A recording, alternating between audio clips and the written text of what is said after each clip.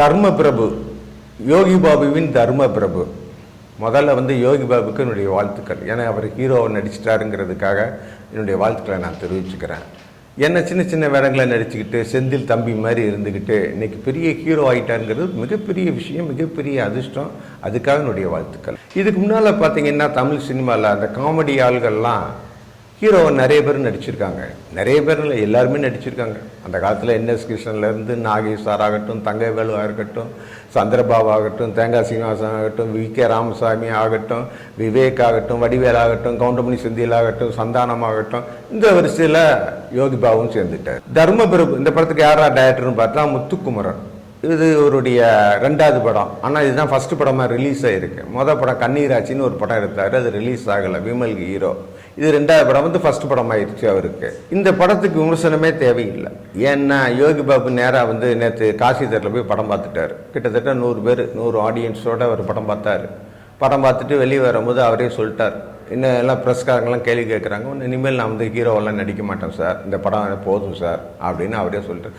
அதனால் இதுதான் இவருடைய முடிவை பார்க்கும்போது இவருடைய விமர்சனம் எப்படி இருக்குன்னு நீங்களே தெரிஞ்சுக்கோங்க. இந்த படத்துக்கு முத்துக்குமரன் டைரக்டர்.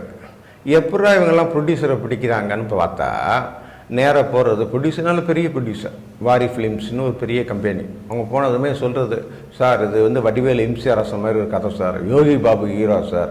அவன் என்னன்னா யோகி பாபு ஓகேயா, சரி ஓகே, எம்சிஆர் சொன்னால் ஓகே, யோகி பாபுகிட்ட போய் கதை சொல்லுங்கள், பேசிட்டு வாங்க ஓகேன்ட்டான். அங்கே இவன் என்ன பண்ணுறான், யோகி பாபுகிட்ட போகிறான். அங்கே போனது அவன்கிட்ட தலைவா இது கதை தலைவா, பெரிய ப்ரொடியூசர் தலைவா, நீங்கள் எத்தனை கோடி ரூபா கேட்டாலும் சம்பளம் தருவாங்க தலைவா. அப்படியா, அப்படின்னா ஓகே. என்னடா கேரக்டர், யமதர்மன். ஆஹா, யமதர்மன் சிவாஜி கணேசனே யமனுக்கு மல்ல நடித்தார்.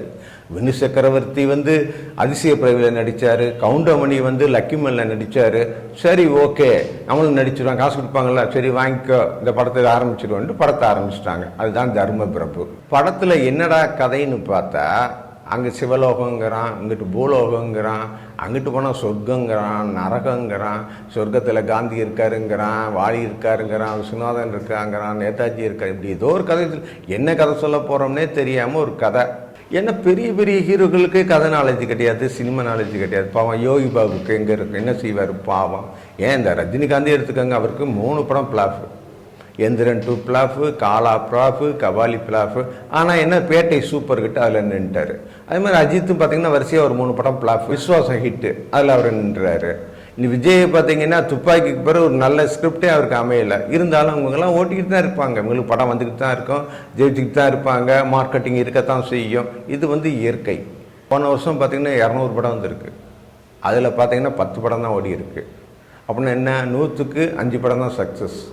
5 பேர் தான் புத்திசாலியாக இருக்கான், 95 முட்டாளுக்கு தான் தமிழ் சினிமா உலகத்தில் இருக்கான். அதை மாற்றவே முடியாது, தமிழ் சினிமாவை காப்பாற்றவே முடியாது. இந்த படத்தில் ஒரே ஒரு நல்ல விஷயம் என்னன்னா, யோகி பாபுக்கு ஜோடி கிடையாது, டூயட் பாட்டு கிடையாது. அதுக்காக இந்த படத்துடைய இயக்குனருக்கு தமிழ் திரையுலகமே நன்றி சொல்லணும். இந்த படத்தோட ஒரு கிளைமேக்ஸ் சொல்லியிருக்காரு. அதாவது சொர்க்கத்தில் இருக்கிற மகாத்மா காந்தி, நேதாஜி, அம்பேத்கர் எல்லாருமே இந்திய நாட்டுக்கு திரும்ப வரணும் அப்படின்னு சிவபெருமான்கிட்ட போய் யமதர்மன் கேட்டு அவங்களெல்லாம் ரிலீஸ் பண்ணி இந்தியாவுக்கு வர்றாரு. உடனே இந்தியா மறுபடியும் ஒரு நல்ல நாடாக மாறிவிடுதுங்கிற மாதிரி ஒரு கிளைமேக்ஸ். அதே மாதிரி நான் என்ன சொல்கிறேன்னா, சொர்க்கத்தில் இருக்கிற ஸ்ரீதர் சார், பாலச்சந்தர் சார், எம்ஜிஆர், சிவாஜி கணேசன் இவங்கெல்லாம் மறுபடியும் தமிழ்நாட்டுக்கு வந்தாங்கன்னா தமிழ் சினிமா உருப்படும். நன்றி, வணக்கம்.